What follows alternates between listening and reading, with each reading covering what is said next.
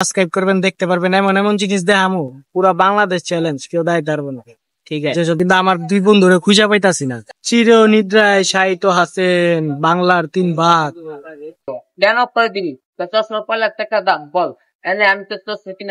ওই সময় এই নেতাই ছিলেন বাংলার 3 মুখ্যমন্ত্রী, কথা বুঝছেন?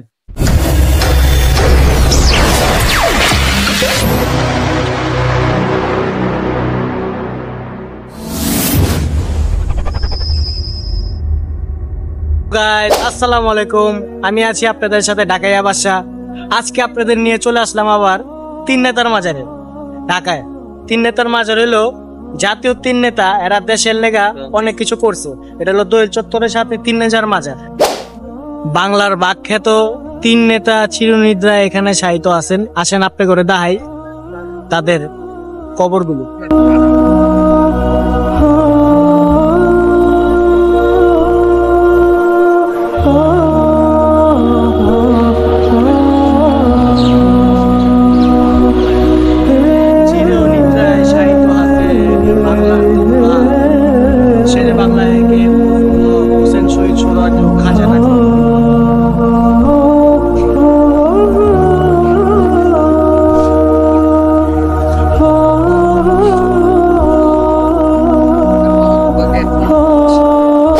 ওই সময় এই নেতাই ছিলেন বাংলার 3 মুখ্যমন্ত্রী, কথা বুঝছেন?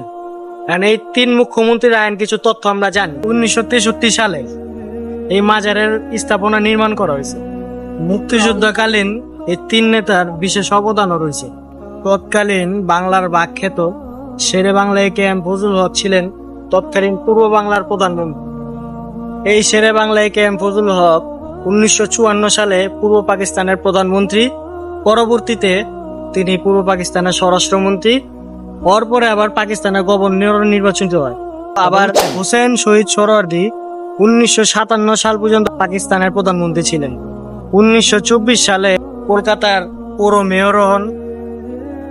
তারপর খাজা নাজিমউদ্দিনের মন্ত্রিসভায় তিনি একটা ভালো পোস্টে ছিলেন, ভালো পদে আছেন। তারপর আছে খাজা নাজিমউদ্দিন। খাজা নাজিমউদ্দিন 1948 সালে তৎকালীন পাকিস্তানের গভর্নর নির্বাচিত হন।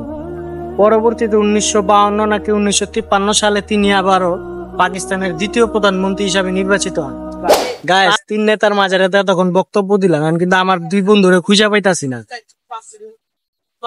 ওই ওরা ওই কি রে, তোরা এখানে ঝগড়া লাগা খারাপ।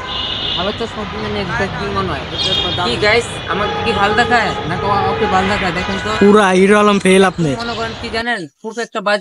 পুরা হিরো আলম ফেল। তোমরা হেনে ঝগড়া লাগাই দিছো, এটা একটা মাজার, একটা পবিত্র জায়গা।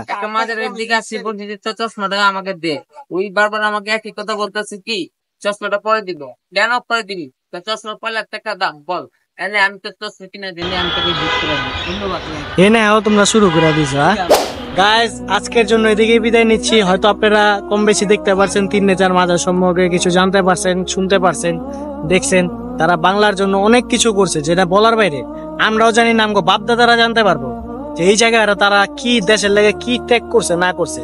আমরা কম বেশি শুনছি, জানছি, যে দেখতে এসে আপনাকে দেখায় না। আশা করছি আপনাকে ভালোই লাগবো। আপনারা পরবর্তী ভিডিওর জন্য অপেক্ষা করেন। সবাই ভালো থাকবেন, সুস্থ থাকবেন। আজকের জন্য এদিকে বিদায় নিচ্ছি। আল্লাহ হাফেজ, আসসালামু আলাইকুম। আর সবাই সাবস্ক্রাইব করবেন, সবাই আমার চ্যানেলটা সাবস্ক্রাইব করবেন। আপনারা কিন্তু সাবস্ক্রাইব করবেন। চ্যানেলের নাম ঢাকাইয়া বাদশা, আপনারা তো জানেনই। সাবস্ক্রাইব যদি না করেন ঢাকাইয়া কেমনে দেখতে পারবেন সবকিছু। সবাই সাবস্ক্রাইব করেন, সাবস্ক্রাইব করেন, বেল আইকনটা টিপ দেন, বেশি বেশি দেখতে পারবেন। ঢাকা, পুরান ঢাকার যত ঐতিহাসিক মাজার আছে, মসজিদ আছে, সব আমরা ইনশাল্লাহ আপনাদেরকে দেখাবো। আপনারা আমাদের সাথেই থাকেন, আপনারা আমাদের সাথে ফলোয়ার হয়ে থাকেন। গাইস, আপনারা যদি সাবস্ক্রাইব না করেন ঢাকাইয়া বাদশারে, ঢাকাইয়া কিন্তু কিছু দাইতে পারবো না। আমরা ঢাকায় বাদশা হইতে চাই না। আমরা চাই কি জানেন, আমাদের ভিডিওটা আপনারা ছাড়েন, আরেকজন দেখুক, আরেকজন দেখে আরেকজন দেখুক। এভাবে দেখতে দেখতে মনে করেন যে পুরান ঢাকার মধ্যে কি আছে না আছে সবাই দেখতে পাবে। গাইস, একটা কথা কি বড় কথা কইতে নেই, আমরা পুরান ঢাকায় জন্ম হয়েছি। আমার বাপ দাদার 14 গোষ্ঠী হলো পুরান ঢাকার, আমরা ঢাকাইয়া। বড় কথা কইতে না, আমরা যে জিনিস চিনি, যে জায়গা চিনি, যে উলিগুলি চিনি, পুরান ঢাকার এমন কেউ নাই যে চিনি। সবাই সাপোর্ট করবেন, লাইক দিবেন, শেয়ার করবেন। সবাই আমার চ্যানেলটা সাবস্ক্রাইব করবেন, দেখতে পারবেন এমন এমন জিনিস দেখামু পুরা বাংলাদেশ চ্যালেঞ্জ, কেউ দায়িত্ব পারবো না। ঠিক আছে যেসব জায়গা দাঁড়াবো, যেসব জায়গায় লয়ে যাবো, যেসব জায়গায় ঘুরামো। সাবস্ক্রাইব করবেন চ্যানেলটা, সাবস্ক্রাইব না করলে কিচ্ছু করবেন না, বেল আইকনটা টিপ দিবেন না, সাবস্ক্রাইব করবেন।